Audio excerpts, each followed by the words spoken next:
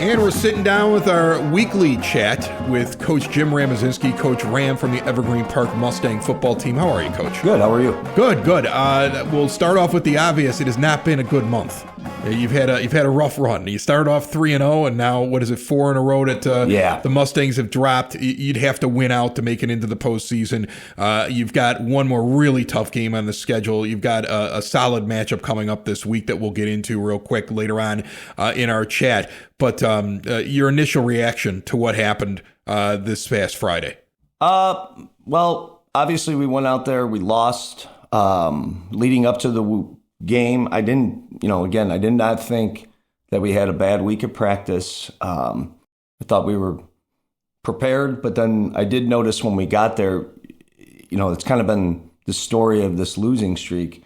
It's just a tough start, and our guys got to do a better job. I got to do a better job as a coach of making sure that they're ready that first play. But, we've taken steps to try and help that. And we got off to a rough start again, and we never were able to recover. Any highlights? Anything you want to bring up from the game? Corey Isaac had 100 yards rushing on 23 carries with a touchdown. Junior Corey Isaac, our junior running back. Gavin Wheeler had a nice day on defense with 9 tackles. But like I said, I think I said it last week or a couple weeks ago on here, he's probably our most consistent defensive player as far as being in the right spot, making the right plays. So he's been doing a good job. He's another junior. And Garrett Kazmirowicz, our junior defensive end, had 7 tackles as well, 1 tackle for loss. His mom was just on the show. Yeah, I know. I saw that. Yeah, that's how I saw your new table. Oh yeah, do you like this now? You're not in the chair now. This is a little bit more comfortable. Yeah, it's a lot better. Setup. It's a better setup. So before we move into some bigger questions about the program, I have for you kind of this week. I think it's a good time to take kind of a bigger view of Evergreen Park Mustang football. Real quick, I notice I always try to compare to what other people might be watching either at college level or pro level. And you see a young Bears team, and a couple weeks ago they took a loss where I remember feeling like there were a lot of mistakes on the field, but head coach Ben Johnson immediately says, "I got to do better. Mm-hmm. That's on me." I hear you do the same thing. I just heard you do that in your first answer to me. Where do you find the balance of you want your guys to understand, look, I'm the leader, I'm taking accountability for it, but then you also have to turn around and tell people you got to correct this. How do you find that?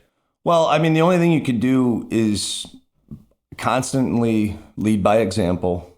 You have to continue to make sure that, you're setting your guys up for success. You're holding them accountable, but also you have to balance that with building positive relationships. Getting them to work hard. I mean, I'll call them out when they need to be called out. The players. I mean, they know that.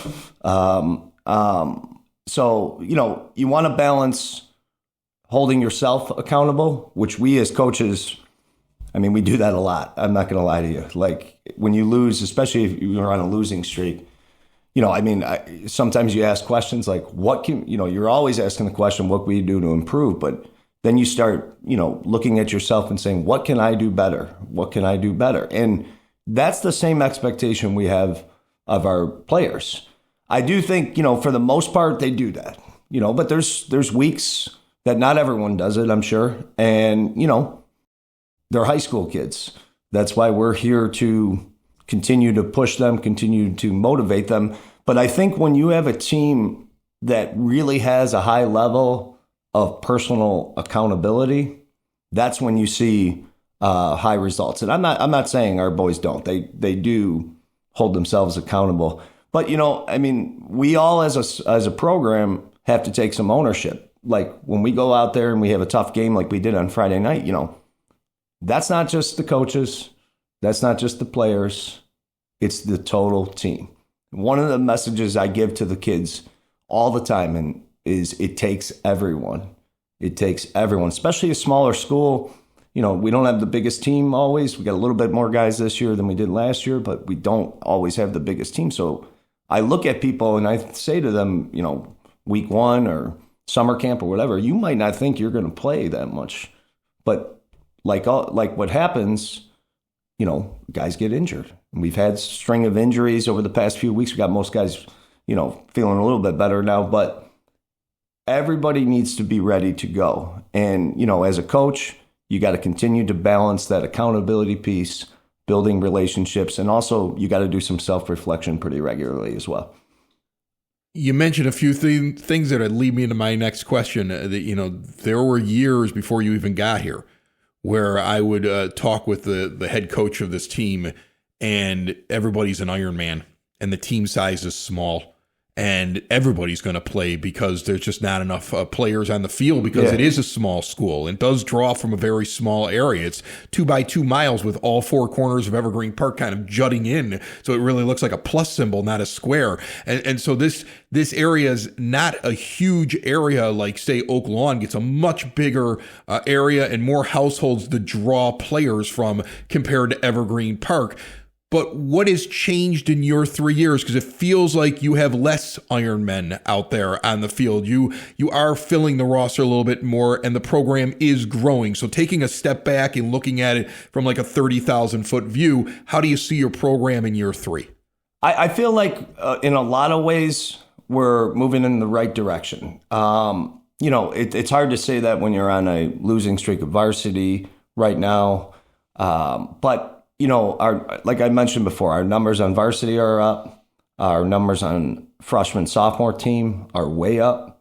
They're having a good season. The Frost soft team, they're 6-1 right now. Yeah, that's a pretty good season. I heard that. That's a solid group right there. Yeah, no, they're pretty good, and they have good work ethic. It appears, and that's what it takes though. It takes a 4-year commitment if you want to be really good. That's what it takes. So they've been off to a good start. We have some younger guys up on varsity, and as a whole, I'm happy with the work ethic. I think our coaches do a phenomenal job, preparing our boys. And we are continuing right now. Our focus is to win these next 2 games, both levels, frost soft and varsity level. And, again, are we moving in the right direction? Yes. But at the same time, some of those younger guys, like you can't be satisfied with a very good, freshman, sophomore season. You got to keep working, keep doing it. And, on the varsity level, it's Wednesday now. Thought we had a really good practice yesterday, good energy, good things happening on the field. So you just got to keep building day to day and go out there on Friday night and, be very, very competitive right away and go out there and show everybody what we can do. I'm curious, you have that younger group. Do you ever sit there and have a conversation with them or pass word through other coaches to them like, hey, you guys keep it up because you're the future? The varsity team's struggling right now, but, we want you to keep developing because you're part of a nucleus that's going to move up, get bigger, get stronger, and be a part of this. You can have an impact on next season.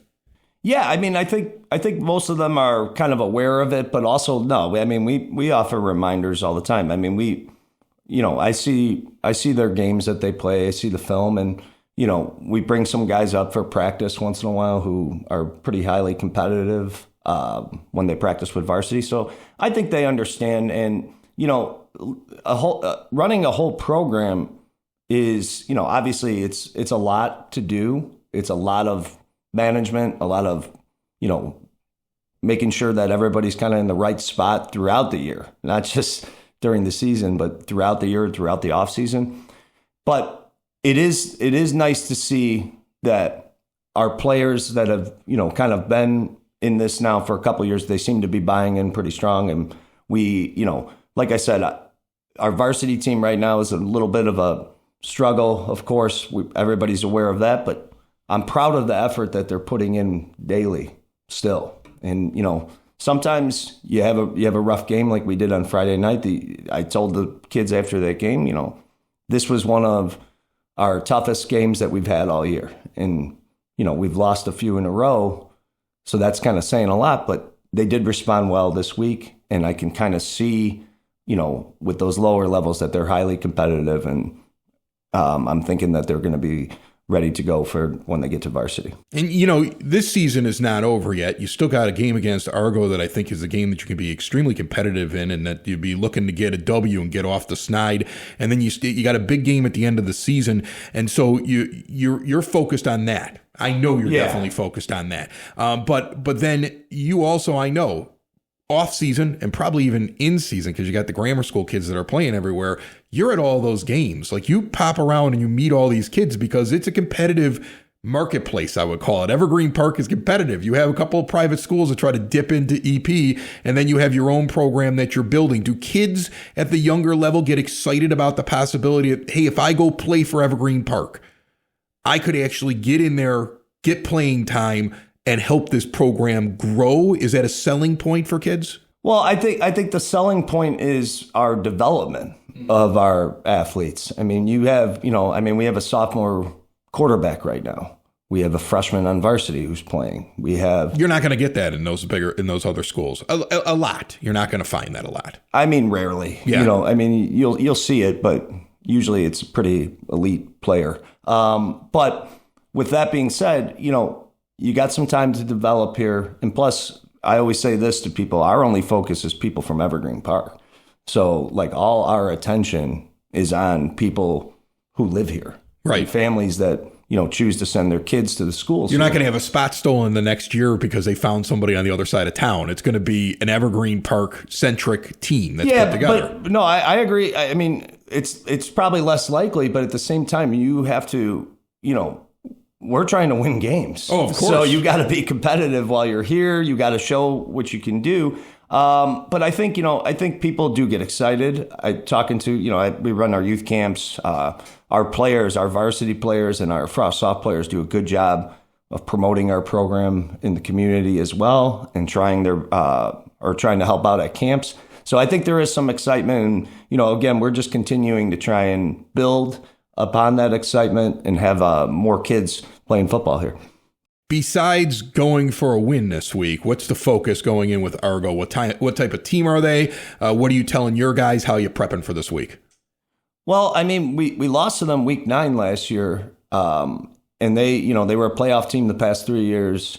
So, I mean, we beat them the year before, but, I mean, the way I look at things is when you lose to a team last year, you want to, you better be focused this week of practice. So we've been having a good week so far, throwing in some highly competitive drills to continue to build that competitive spirit. But yeah, no, we're going to be ready to go for Friday night after this week of practice. All right, Friday night, Argo versus EP. The Mustangs will be taking the field, I think, at the normal time at about 7 o'clock at night. It's a 7 o'clock start. 7 o'clock start. Get out there, support your team. Good luck this week, and continue success with growing the program. Appreciate it. Thank you, Chris. Have a good one. It's the EP Podcast. All things Evergreen Park. It's the EP Podcast. Evergreen Park.